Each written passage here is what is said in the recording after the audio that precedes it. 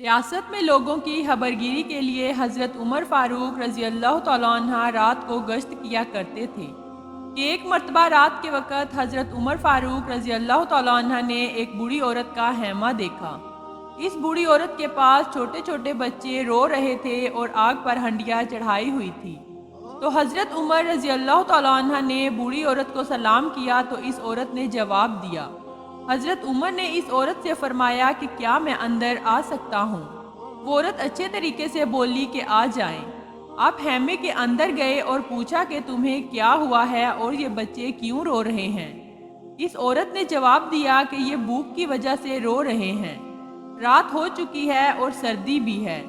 تو حضرت عمر رضی اللہ تعالیٰ عنہ نے فرمایا کہ اللہ تجھ پر رحم کرے، اے اللہ کی بندی، تیرے اس حال کا ذمہ دار کون ہے؟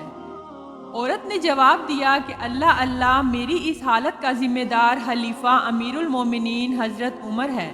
حضرت عمر بہت پریشان ہو گئے اور عورت سے فرمایا کہ کوئی ہے جس نے خلیفہ عمر کو تمہارے اس حال سے آگاہ کیا ہو؟ عورت نے جواب دیا کہ ہمارا حکمران ہو کر وہ ہم سے غافل رہے گا۔ یہ کیسا حکمران ہے جس کو اپنی رعایا کی کچھ خبر ہی نہیں؟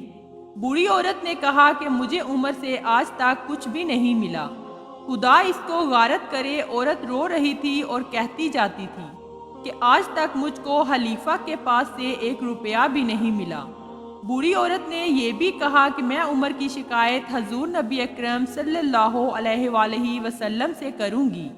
یہ سن کر حضرت عمر رضی اللہ تعالیٰ عنہ کہنے لگے، آپ اتنی دور ویرانے میں رہتی ہیں، خلیفہ عمر کو آپ کے حال کا کیسے علم ہوگا؟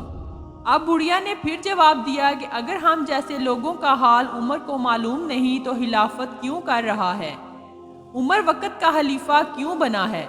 ناظرین، یہ سب باتیں سن کر حضرت عمر رضی اللہ تعالیٰ عنہ کو سخت رقت ہوئی اور بے اختیار رو پڑے اور اپنے دل میں یہ کہنے لگے کہ مجھے اس بوڑھی عورت نے قانون و آئین سکھایا ہے۔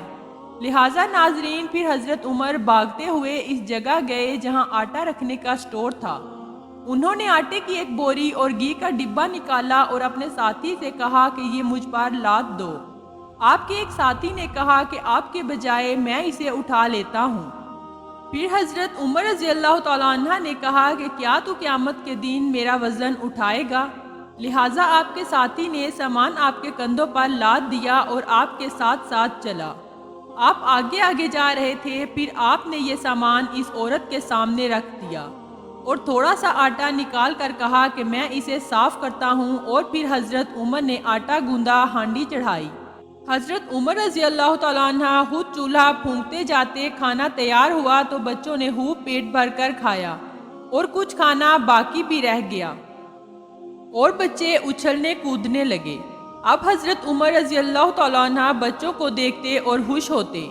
پھر حضرت عمر کھڑے ہو گئے تو عورت نے کہا، خدا تم کو جزائے خیر دے، سچ تو یہ ہے کہ امیر المومنین خلیفہ بننے کے قابل تو تم ہو، نہ کہ عمر۔ یعنی عورت نے عمر سے ہی کہا کہ امیر المومنین عمر کے بجائے تجھے صاحب اقتدار خلیفہ ہونا چاہیے۔ جب تم کل امیر المومنین صاحب اقتدار خلیفہ کے پاس جاؤ، وہاں میں ہوں گا اور تمہارے معاملات کے متعلق ان سے سفارش کروں گا۔ یہ کہہ کر حضرت عمر فاروق رضی اللہ تعالیٰ عنہ واپس آ گئے اور ایک چٹان کے پیچھے آ کر بیٹھے رہے اور ان بچوں کو دیکھتے رہے۔ حضرت عبد الرحمن بن عوف رضی اللہ تعالیٰ عنہ نے حضرت عمر سے کہا، آئیے واپس چلتے ہیں کیونکہ رات بہت ٹھنڈی ہے۔ حضرت عمر رضی اللہ تعالیٰ عنہ نے فرمایا، اللہ کی قسم میں اپنی جگہ اس وقت تک نہیں چھوڑوں گا جب تک ان بچوں کو ہنستے ہوئے نہ دیکھ لوں، جیسے میں نے آتے وقت انہیں روتے ہوئے دیکھا تھا۔ جب اگلے روز کا سورج طلوع ہوا تو اس یتیم بچوں کی ماں دربار خلافت میں گئی۔ وہاں اس نے دیکھا کہ حضرت علی اور حضرت عبداللہ بن مسعود کے مابین ایک شخص تشریف فرما ہے اور وہ دونوں حضرات اسے امیر المومنین کہہ کر مخاطب کر رہے تھے، اور یہ وہی شخص تھا جس نے گزشتہ رات اس عورت اور اس کے بچوں کی خدمت میں گزار دی، جس نے اس عورت سے کہا تھا کہ اللہ اس حالت زار کے ذمہ دار عمر ہیں۔ ناظرین، عورت کی نگاہ جب حضرت عمر رضی اللہ تعالیٰ عنہ پر پڑی تو اس کے پاؤں تلے سے زمین نکل گئی۔ امیر المومنین نے اس عورت سے فرمایا، اللہ کی بندی، تیرا کوئی قصور نہیں، چل بتا تو اپنی شکایت کتنی قیمت کی عوض فروخت کرے گی؟ عورت گویا ہوئی، معاف فرمائیں اے امیر المومنین۔ مگر حضرت عمر رضی اللہ تعالیٰ عنہ نے فرمایا، اللہ کی قسم تم اس جگہ سے ہل نہیں سکتی جب تک کہ میرے ہاتھ میں اپنی شکایت نہ دے دو۔ بلاخر حضرت عمر رضی اللہ تعالیٰ عنہ نے اس بیوہ خاتون کی شکایت اپنے مال ہاتھ سے 600 درہم کی عوض خرید لی اور حضرت علی رضی اللہ تعالیٰ عنہ کو کاغذ قلم لانے کا حکم دیا اور یہ تحریر قلم بند کروائی۔ ہم علی اور ابن مسعود اس بات پر گواہ ہیں کہ فلاں عورت نے اپنی شکایت امیر المومنین عمر بن خطاب کے ہاتھ فروخت کر دی۔ پھر امیر المومنین حضرت عمر نے فرمایا، جب میری وفات ہو تو اسے میرے کفن میں رکھ دینا تاکہ میں اسے لے کر اللہ سے ملاقات کر سکوں۔ یہ تھے ہمارے حکمران جو عوام کی جان و مال کے نگہبان تھے اور اپنی رعایا کا خیال رکھنے میں اتنے سنجیدہ اور کتنے سمجھدار تھے۔ اللہ پاک ہمیں بھی ایسے ہی حکمران عطا فرمائے۔ بلکہ ناظرین، ایک دفعہ حضرت عمر رضی اللہ تعالیٰ عنہ رات میں گشت کر رہے تھے۔ ایک بدو اپنے خیمے سے باہر زمین پر بیٹھا ہوا تھا۔ حضرت عمر اس کے پاس جا کر بیٹھ گئے اور ادھر ادھر کی باتیں شروع کر دی۔ اچانک خیمے سے رونے کی آواز آئی۔ حضرت عمر نے پوچھا کہ کون روتا ہے؟ اس بدو نے کہا کہ میری بیوی درد ذہن میں مبتلا ہے۔ حضرت عمر گھر پر آئے اور ام کلثوم جو حضرت عمر رضی اللہ تعالیٰ عنہ کی زوجہ تھی ان کو ساتھ لیا۔ بدو سے اجازت لے کر ام کلثوم کو خیمے میں بھیجا۔ تھوڑی دیر بعد بچہ پیدا ہوا۔ ام کلثوم حضرت عمر رضی اللہ تعالیٰ عنہ کو پکارا اور کہا کہ امیر المومنین اپنے دوست کو مبارکباد دیجیے۔ امیر المومنین کا لفظ سن کر بدو چونک پڑا اور مؤدب ہو کر بیٹھا۔ حضرت عمر رضی اللہ تعالیٰ عنہ نے فرمایا کہ نہیں، کچھ خیال نہ کرو، کل میرے پاس آنا، میں اس بچے کی تنخواہ مقرر کر دوں گا۔ ناظرین، عبد الرحمن بن عوف کا بیان ہے کہ ایک دفعہ حضرت عمر فاروق رضی اللہ تعالیٰ عنہ رات کو میرے مکان پر آئے۔ میں نے کہا، آپ نے کیوں تکلیف کی؟ آپ نے فرمایا کہ ابھی مجھے معلوم ہوا ہے کہ شہر سے باہر ایک قافلہ اترا ہے، لوگ تھکے ماندے ہوں گے، آؤ ہم تم چل کر پہرا دیں۔ لہٰذا دونوں ساتھ گئے اور رات بھر پہرا دیتے رہے۔ جس سال عرب میں قحط پڑا، ان کی عجیب حالت ہوئی۔ جب تک قحط رہا، گوشت، گھی، مچھلی غرض کوئی بھی لذیذ چیز نہ کھائی۔ نہایت حضور سے دعائیں مانگتے رہے کہ اے خدا، محمد صلی اللہ علیہ وآلہ وسلم کی امت کو میری شامت اعمال سے تباہ نہ کرنا۔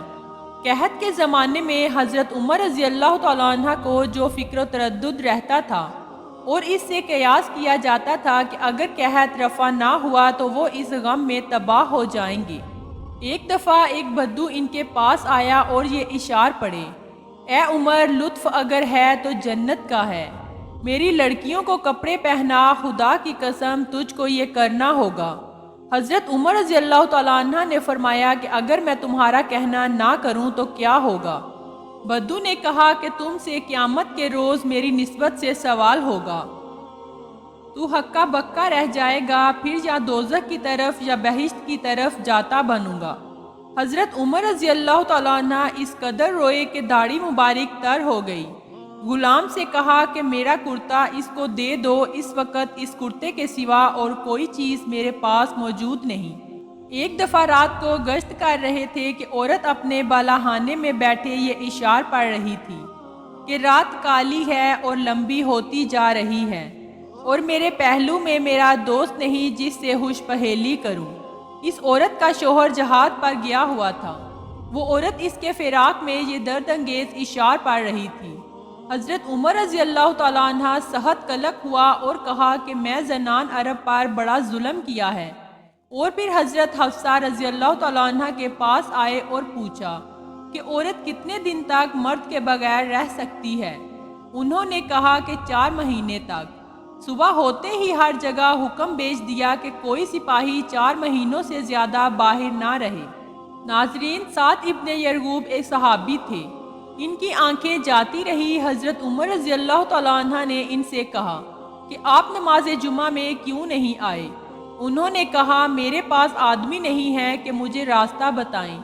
حضرت عمر رضی اللہ تعالیٰ عنہ نے ایک آدمی ان کے ساتھ مقرر کیا۔